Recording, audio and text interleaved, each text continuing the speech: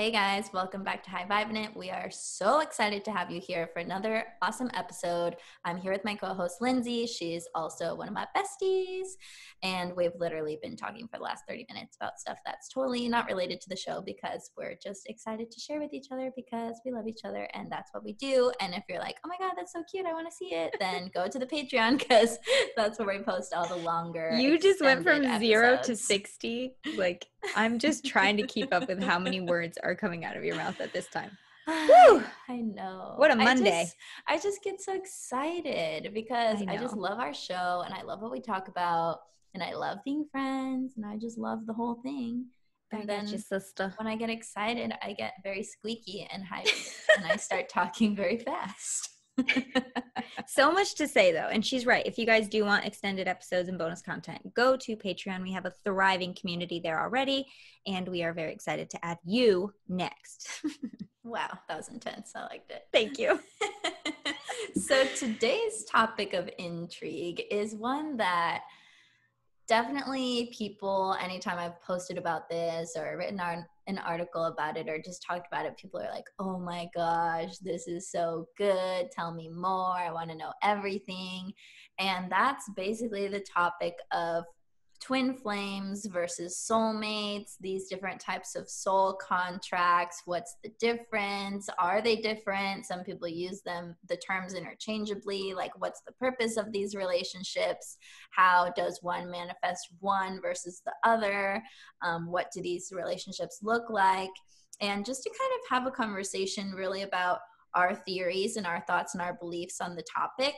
Not to say that we're like twin flame soulmate experts or anything, but we've definitely had our fair share of different experiences that we can speak to.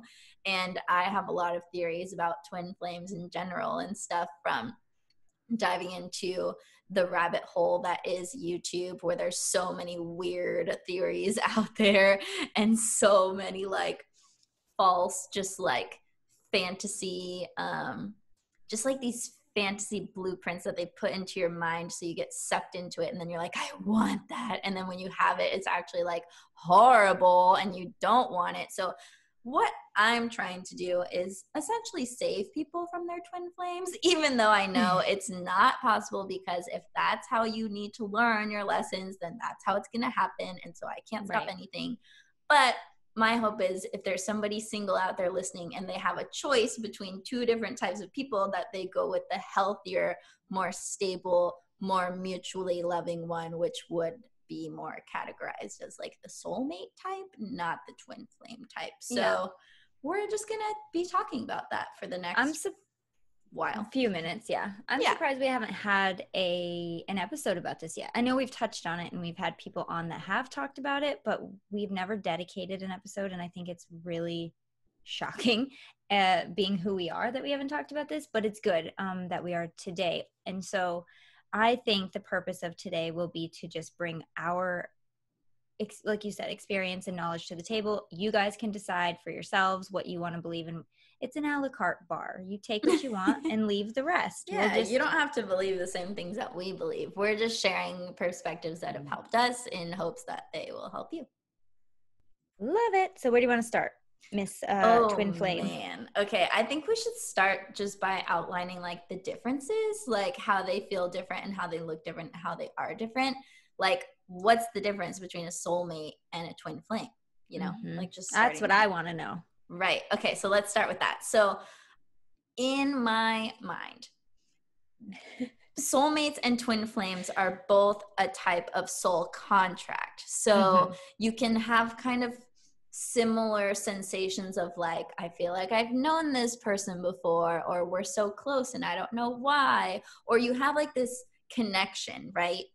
And I believe that it's like, before we incarnate, we make these agreements with these people, with these souls on a soul level, like, hey, I'm going to play this role, you're going to play that role, here's how I'm going to grow, here's how you're going to grow, here's how this is going to help the collective, and here's the purpose of our relationship, and it's going to maybe unfold like this or whatever. That's basically the same for like soulmates and twin flames, I feel like, except the difference is with twin flames, it's extremely intense. And I find that twin flame relationships oscillate between periods of intense pain and intense pleasure. And it's like you're on a roller coaster ride. And twin flame relationships are really like what you see depicted in a lot of the Hollywood films and a lot of movies. And it's like so passionate and so spicy and so romantic. And then they're throwing hair dryers at each other and slamming the door and burning clothes. And it's just like psychotic. Like that's basically what I would say shows like a good twin flame dynamic. It's that runner chaser energy. It's that unrequited love. It's that anxious connection. Is it only romance? No, good point. And twin flames don't only have to show up in the form of romance, even though that's the context that most people put them in. And I believe that you can have more than one twin flame in your lifetime. And the more that I think about, the more that I think about it, I feel like twin flame ship is like on a scale. So you might have like some relationships that are kind of twin flamey and some that are more twin flamey. And it's not necessarily like, oh, this person is my twin flame and this person wasn't. Like I think certain relationships can have certain elements of that type of soul contract and soul agreement, where I believe the agreement is to basically learn to love yourself unconditionally through loving the other person, because they say that your twin flame is like the other half of your soul in another body, which everybody is another part of your soul in another body. If you subscribe to the belief that we're all God, we're all of the same consciousness, like Lindsay is me, I am Lindsay, but we're different expressions of source, right, in different bodies. So from that definition, like anyone could be your twin flame. But the twin flame dynamic is like, this person will mirror the fuck out of you, and they will trigger the fuck out of you, and they will likely mirror to you your most intense wounds for the hope of helping you to heal them in an expedited, intense process. But I don't think everybody manifests their twin flame, because not everybody wants to learn their lessons in that intense of a way. And I think my soul is really intense. So I've definitely had a few twin flame dynamics.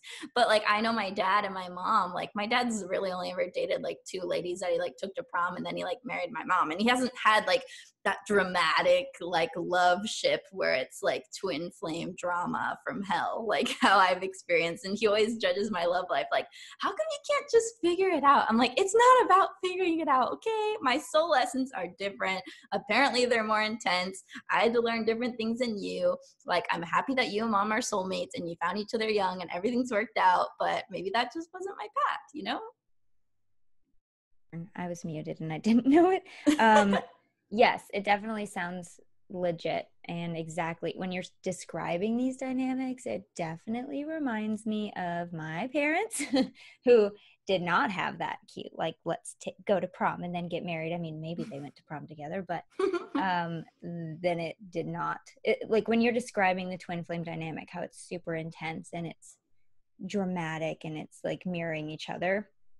I keep thinking back at things that my parents have said about each other. And yes, it sounds exactly like that. Ooh, like what would they say? Well, my dad would always say like, we're just too alike.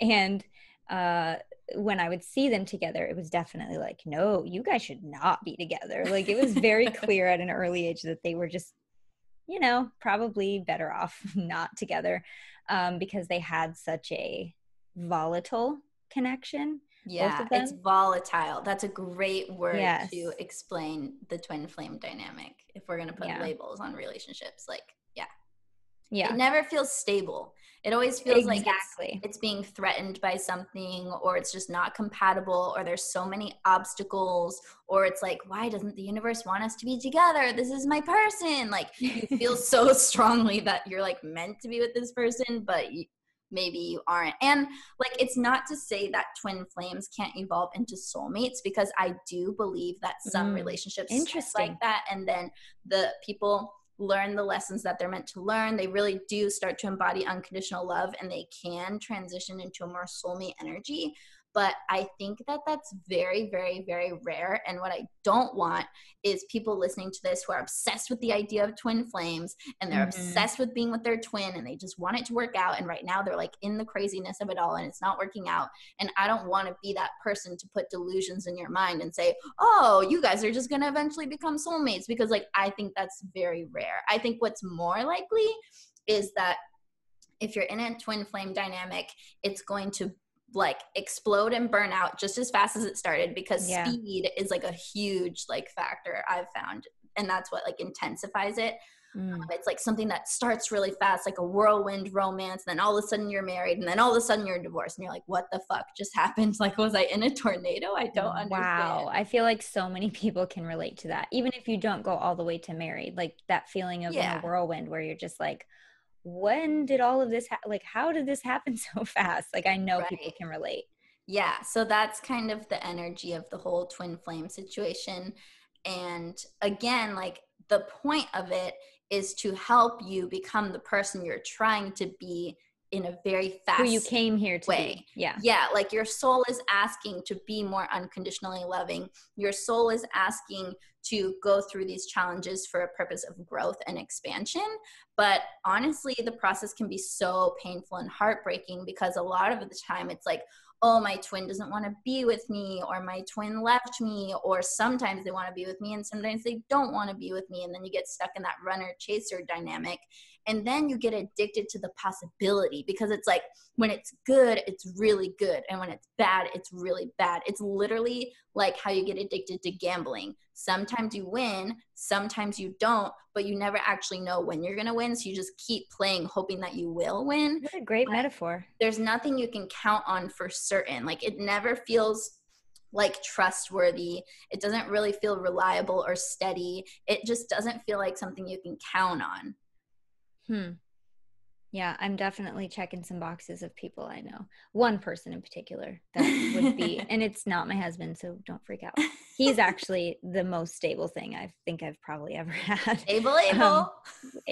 Yes, Able, which is funny because all his usernames, you guys are going to go troll him now, please do, is label Able, because able, and he's just like, it sounds cool, so he just, it's like label. That's so dorky. I love it. He's such a dork. I love him. Anyway, yes, that criteria you just described is like, oh man, yes, absolutely. There's one person in my life that I've always had a crazy relationship with and still do, and it's exactly like you described. Like, you never know if it's going to be good, but it's mostly one-sided.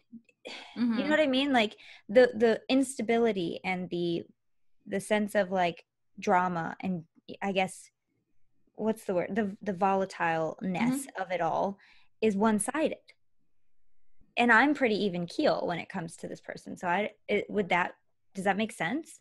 I don't know, because someone asked me the other day too, like, well, can one person be someone's twin flame and the other person isn't like the other twin per se? Oh, like, that's interesting. Like, if you were his twin flame, but like he wasn't yours or something. Yeah. And honestly, like, I don't know that.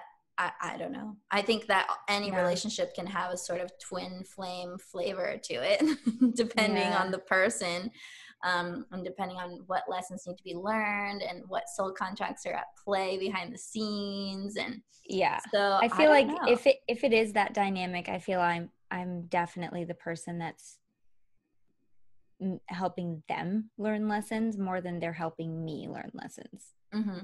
But yeah, I don't know. It's so weird. Yeah, the whole thing is just crazy. Like, in a universe where anything's possible, anything's literally possible. Like, I've definitely had 3 twin flame experiences that I can definitely be like, yeah, they were all kind of in that same category. Actually, maybe even 4. And my friend James, who's a shaman who I've worked with a bunch, and if you guys follow me on Instagram, I'm like always talking about him, because I do. He was on the show with him. He was on our show. We did an episode with him. He says that people can have up to 7 twin flames in one lifetime. And I'm just like, fuck that shit. I mean, at least I'm like 4/7 of the way there, if that was the worst case scenario for me, which I hope it's not. But I'm just like, dang. because a lot of teachers out there will say, oh, you only have one twin flame and you're meant to be with them and you guys have to work it out so you can both unconditionally love each other. And it's like, if you're in an abusive relationship, whether it's emotional or physical, you have no like responsibility or obligation to work it out with that person who is abusing you. If you're in an abusive relationship, you need to get out, not work it out. Obviously talking about, you know, physical, sexual, and emotional abuse, which are all, I mean, I'm sure there's more mental abuse. Yeah, I mean, any type of abuse, psychological abuse, manipulative, like there's so many ways that abuse can show up. And yeah, if you're in a toxic relationship and the other person is not willing to look at the dynamic and both work together to make it more healthy and happy for both of you, then yeah, run. And maybe that's your test. Maybe your test isn't to stay and make this person better. Maybe your test is to love yourself enough to GTFO. Yeah, the life lesson here could be like, you need to pick yourself over this relationship because this relationship is hurting you, and the ultimate act of self-love is to leave. Boom. Mic drop. Mic drop. Dang, that was intense. Okay, let's take a little break from the intensity for a second and talk about Green Chef because we're really loving this food. Hey there, thanks for watching this video. If you'd like to watch the extended version where you get the full podcast episode in a video format, just go to patreon.com/highvibe. The link is in the description. That's where you can become a supporter of the show, listen to all the episodes via video format, and each week you get extended versions of the show, meaning you get to see the pregame behind the scenes, and also you get an extended interview with whoever we're guesting, or if it's me and Lindsay, we usually pull cards for you guys, fun stuff like that. So go check it out. There's lots of cool goodies, including a free copy of my book, a free audio hypnosis from Lindsay. She's a hypnotherapist. And yeah, we just want to give you all the goods, all the content. So head over to patreon.com/highvibe to become a Patreon. Or if you'd rather listen to the rest of this episode, head over to highvibinit.com where you'll see all the links to everywhere that it's getting streamed. Click your favorite one and be sure to subscribe so you don't miss an episode. Thanks for listening.